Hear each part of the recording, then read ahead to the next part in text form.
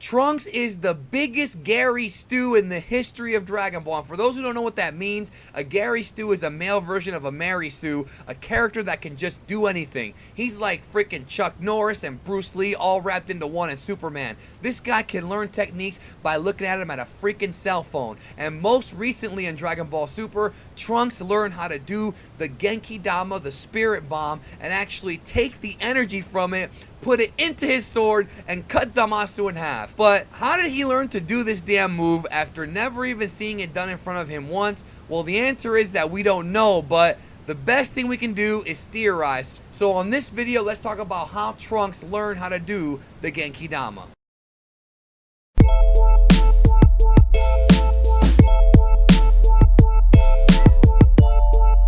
Trunks learned how to do the Spirit Bomb, and not just that, he took the energy from it, put it into his sword, and cut Zamasu in half, something we've never seen Goku ever do. Now, if you remember back to Dragon Ball Z, Goku learned how to do the Genki-Dama, the Spirit Bomb, from King Kai / Kaio-sama. He's the one who created the move and never really perfected it, or so we were led to believe, and then Goku was taught the technique, and of course, he became a master of it, using it against Frieza, Majin Buu, and several of the Dragon Ball Z movie villains. But of course, a lot of folks don't count that because it's movies, but still, Goku did it a lot in Dragon Ball Z. He's the only character that knows how to do it, with the exception of maybe Cell, but that's a topic for another video, which I already did with Herms. I'll leave a link to that video down below.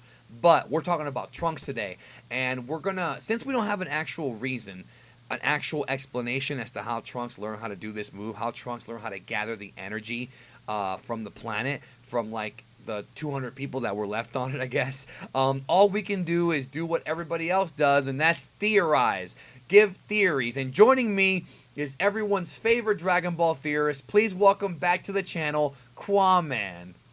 Alrighty, guys, it is Qaaman here today. Yes, and since, of course, Qaaman, you and I, we don't have an explanation about how Trunks learned how to do this move. All we can do is just fill in the blanks. And as you know, Quinn, I love filling in holes.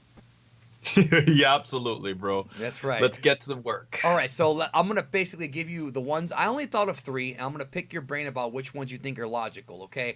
The first one, we know that we have to take data that we have now. We know for a fact that Trunks trained with the Supreme Kai. We know this because it's stated both in the Dragon Ball Super manga and anime. And we don't know how long he trained with the Supreme Kai, but we know he definitely did, and with the Z-Sword. Theory number 1. Could it be possible that Trunks learned how to use the Spirit Bomb from the Supreme Kai? Does the Supreme Kai also know the Genki-Dama like King Kai does? Do all the Kais know the Genki-Dama? Again, we don't know for sure, but what do you think the plausibility of this theory is?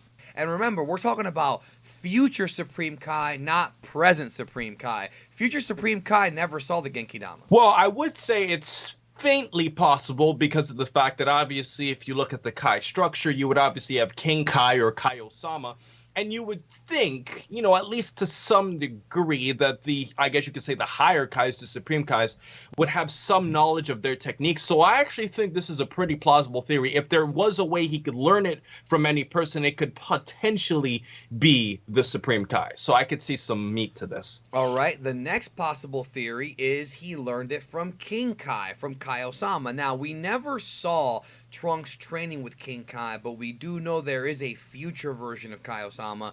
We do know that he exists in the future and he did not get involved in the fight, but could it be possible that during the training with Supreme Kai, he may have taken him, and this is kind of similar to the first theory, he may have taken him to Kaio-sama and said, hey, can you show him the technique? I mean, I guess they didn't waste time with the Kaioken, just the Genki-Dama, but I personally feel like this one's a little far-fetched, but I'm just trying to come up with theories about how he picked this up. So is that a possibility?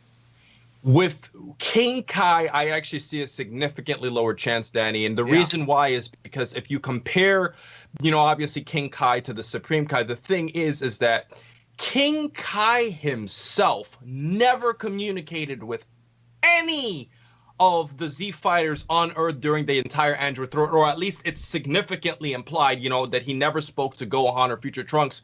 So yeah, you're saying he had no involvement in the future, which is true. Yeah, exactly. He didn't. So I'm saying that because it seems like he's had almost no contact, I don't see why the Supreme Kai would take Trunks to go see an even lower ranked Kai to learn a technique. I just don't see it. And especially, with the lower population anyways, if anything, it would be the Supreme Kai who would gain knowledge of it. And that's actually one of the problems that I've had with the Android Cell Saga for years, is that it never made sense to me that King Kai didn't get involved, because some people would sit there and they'll say, oh, well, the Kais aren't supposed to get involved in human matters, or, mortal matters, I guess. But the thing is, King Kai already got involved prior to the Android arc in the Frieza saga. King Kai, once he met Goku, that changed the whole chain of events to where he became an important part of, I guess it's one of those things where he had an attachment to Goku and an attachment to Goku's friends. So, not to mention he trained, Piccolo and Yamcha and those guys. So again, I just find it hard to believe that King Kai never got involved in that future timeline. But you're right, we never saw him get involved for reasons that really don't make any sense. So the third theory I wanted to run by you is, I think, one of the cooler theories, but also one that, again, there's no hints to it, but I think it's a cool idea. What if Trunks learned the Spirit Bomb from future Goku in the other world? We know that Goku died of a heart virus. We know that Trunks trained in the Sacred Kai realm, which is not heaven, but how far-fetched would it be if Goku didn't sense the power of Trunks training, just like how Goku sensed the power of Gohan in the Buu saga when he realized he was alive, and maybe Goku teleported in the other world to the Kai realm and maybe taught Trunks the Spirit Bomb there. I think this would make the most sense out of the three theories, but it's still not super solid. Yeah, the funny thing is I was actually going to rank this. I think, obviously, all of these have a different probability of being true. I would probably rank this one as probably being number 2. I wouldn't rank it as high as the Supreme Kai, only because of, obviously we already know for sure with a certain fact that Trunks met the Supreme Kai. So if he's going to learn it from anybody first, I would say him. The reason why I would say this would be higher than King Kai, however, is because it is likely that Trunks might have wanted to go meet Goku in the afterlife, and it is possible that Goku might have wanted to expand his training by obviously going to meet the Supreme Kai, and in essence he meets Trunks. My thing, however, is that if you look at Goku, it doesn't seem like in this future timeline Goku had any involvement with anything at all, because, like I said, if he didn't talk to Gohan, who was in grave danger for 13 years, yeah, I doubt that he would randomly go do it. So I would rank this as number 2 out of your 3 theories, Danny. You think Supreme Kai learning it is the most plausible? Yes. Okay. Now, the other thing that we should touch upon before we close out of here is the fact that, this just doesn't make any sense, but you were talking about, before we started recording, that when Trunks gathered up this energy, he himself was surprised. Like, he didn't really know what was going on. It was almost like he wasn't taught the technique. He just, I guess it just happened. Like, and again, these kind of ass pulls and these kind of, like, weird, like, contrived moments have been criticized to death by the Dragon Ball, fandom, and with good reason. But I mean, what are your thoughts on that? It's almost like it just happened. Like, shit just happened.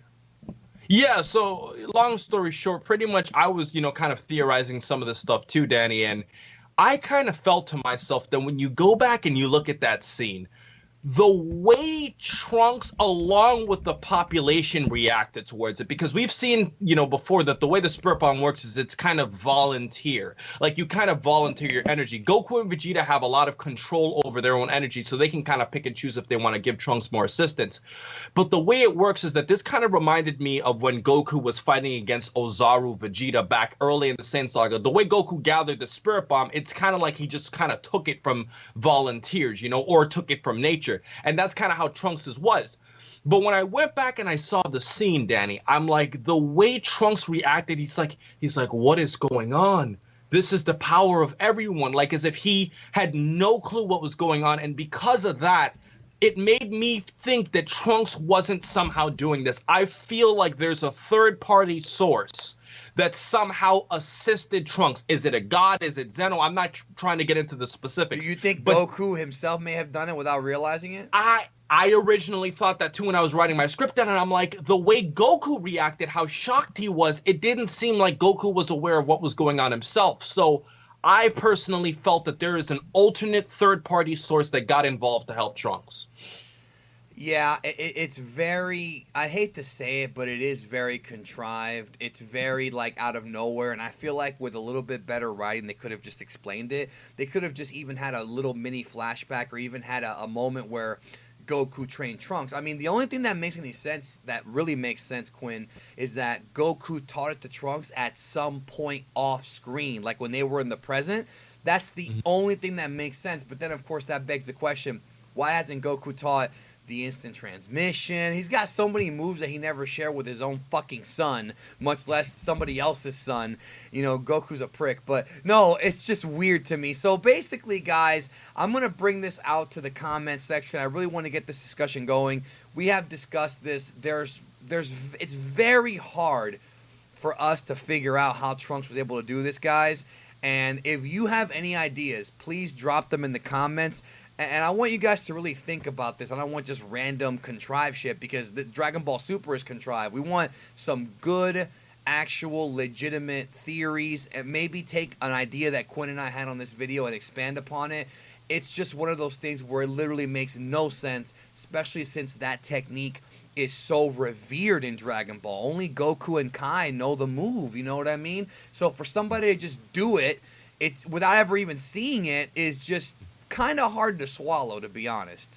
And if I were to just add one more thing to this video, Danny, before some naysayers may say it in the comment section, when you think about how Trunks could have possibly have learned it, there might be some people who will say, well, in Super Android 13, or in, you know, obviously Goku did the Spirit Bomb in front of Trunks. Well, obviously that's a part of the movies and that's not a part of the real timeline continuation. But I do want to say that technically Trunks did see Goku do this in that movie, just for all of the naysayers in the comments. That is that's correct. all I want to put. That is correct. And you are absolutely right. And in that movie, ironically enough, Goku took the power and brought it into himself, kind of like how Trunks did it with the sword. So that's a good point. Maybe they borrowed it from the film, but I don't have to tell people this. The film is not part of Toriyama's original vision. I'm not going to use that C word that rhymes with Danon that everybody throws around because they don't know what they're talking about. I'm not going to use that word. But yeah. Everybody check out Qaaman. Let me know what you think in the comments below. How in the hell did Trunks do this freaking move? Is there any explanation? And yeah, I think the future's safe with Trunks because he is Dragon Ball Chuck Norris. I'll catch you down the road.